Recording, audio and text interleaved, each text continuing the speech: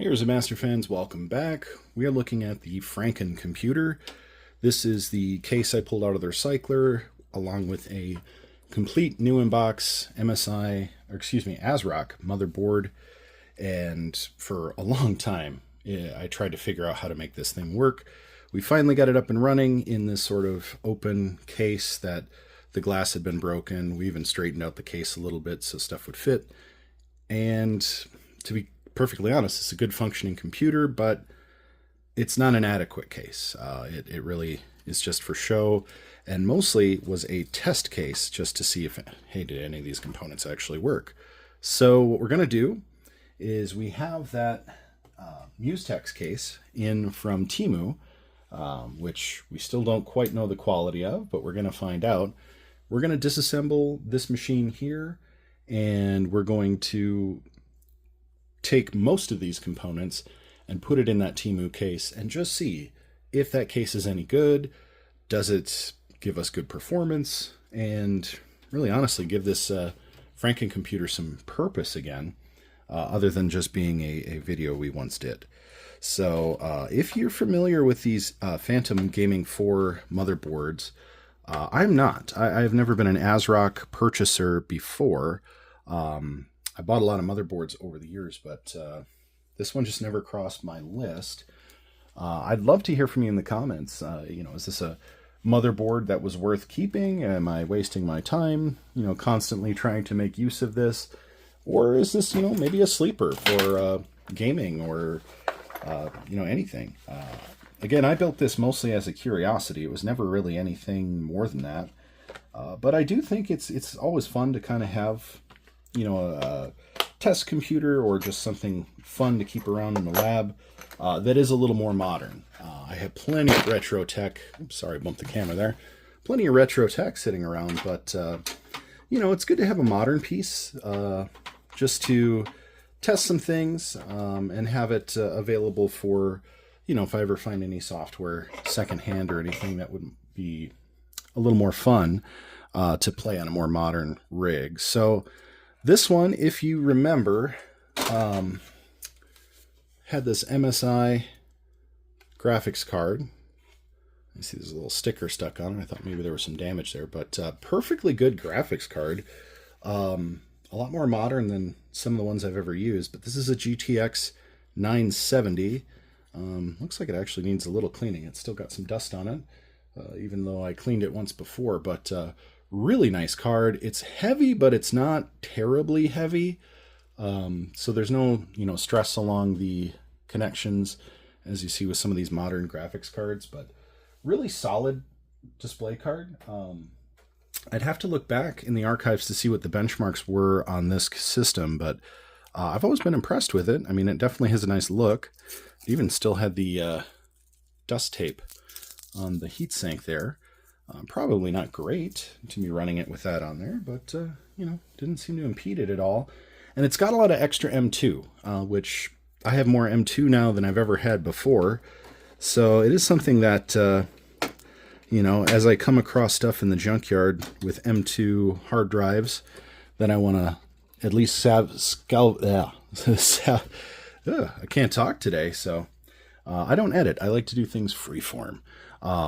As I scavenge for parts, I am looking for, of course, the M2 stuff just because it's more reliable and typically has a little bit more application than some of the older drives and definitely has more longevity. So that being said, it's nice to have a system that I could maybe just plug some M2 into just to make sure everything runs smoothly and isn't, corrupted or unusable.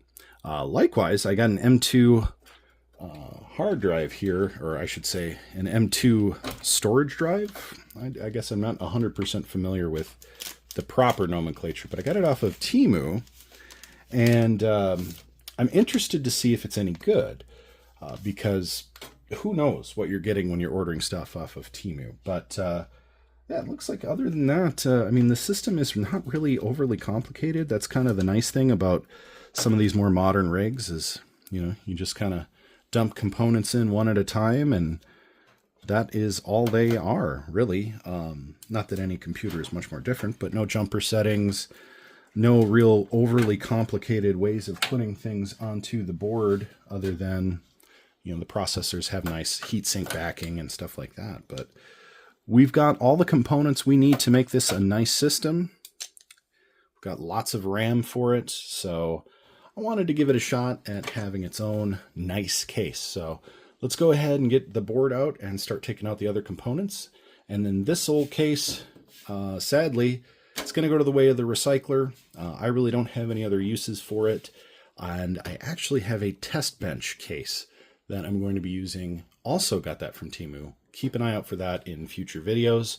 But let's go ahead and harvest this and then take a look at the bare case. All right, there's our bare case, motherboard out. Gotta say, I'm a little bummed out this one just because it's a really nice case. But anytime it seems like these glasses break, folks just toss this stuff out. But it's good aluminum. Really a lot of nice routing work here. I think there's still some chunks of glass caught in this as well. Which what do you do?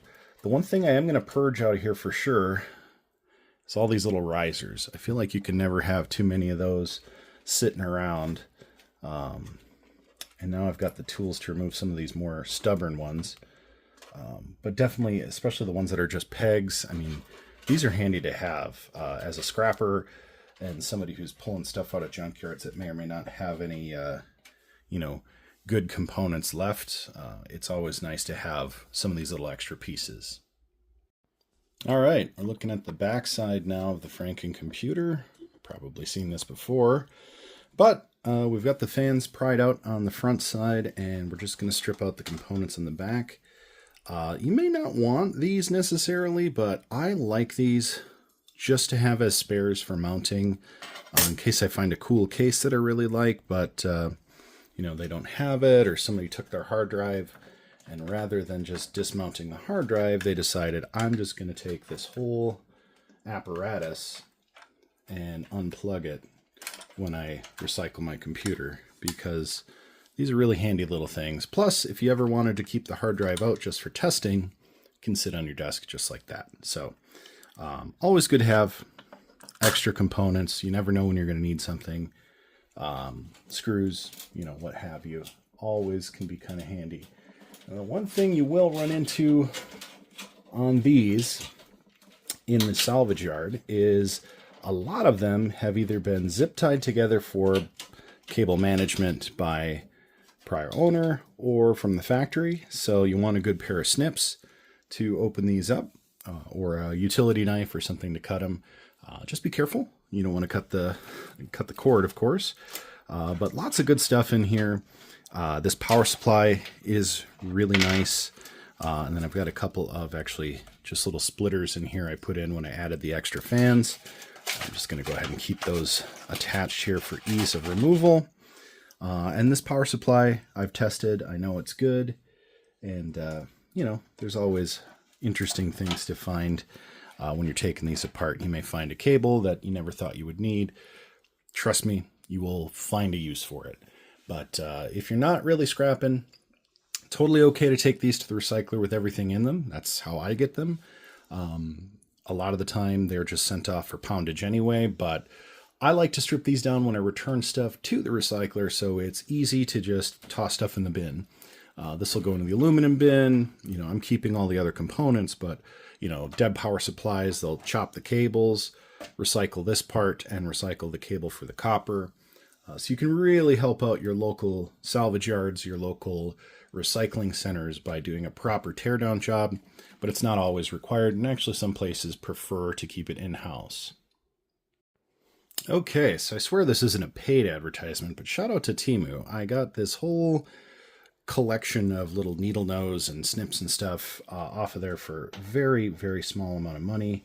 And quite frankly, I've been getting a lot of good stuff that I've been using for my salvage habit here, and they've had some good prices. I would say be cautious. The app itself is really spammy. You can get a lot of good deals, a lot of free stuff here and there. But anytime something seems too good to be true, it generally is. I've ordered a couple of pieces of artwork off of there that were absolutely just AI. generated pieces of artwork. So, you know what you're going to get is probably what you think it is. So if you think it's shoddy, it is. But these little snips, pretty nice. Nice grade steel. Now when it comes to recycling, obviously aluminum, rubber, not going to the same place. So if you are going to recycle your case and you're going to tear it down, make sure you take out these little rubber rings. To be honest, they probably don't fit in many cases. I'm going to hang on to them just in case, but you may be just as well off recycling the rubber as well. But I've never bought just a bare case from Temu before, so it is also just as possible there are no grommets on that case, and I may actually end up needing these, which would be kind of hilarious, but at the same time also just about as frustrating as can be. But we've got that out. We're going to go ahead and separate the rubber grommet here from the wiring harness. I do want to take a look at this power supply. I don't know if I ever looked into the rating on this, but I am curious because I honestly just don't know what it's rated. It seemed to be a gaming machine when I pulled this out of the salvage yard. So I assume whatever the rating is, it's probably decently strong. Yeah, there you go. It's an ASA 800 watt alpha power supply, which 800 watts is nothing to sneeze at. Definitely will power anything you want it to. I will say this one's pretty clean, but there is one pretty good sized spider web in there. Really intricate work too. Good job, Spider. But we'll get that cleaned up before we put it into another system. And I see in here we've also got a hard disk that we'll be harvesting out as well. But pleasantly surprised to find it's an 800 watt. Thought maybe it was a 600 watt, but that's actually not too bad. I can always use a bigger wattage.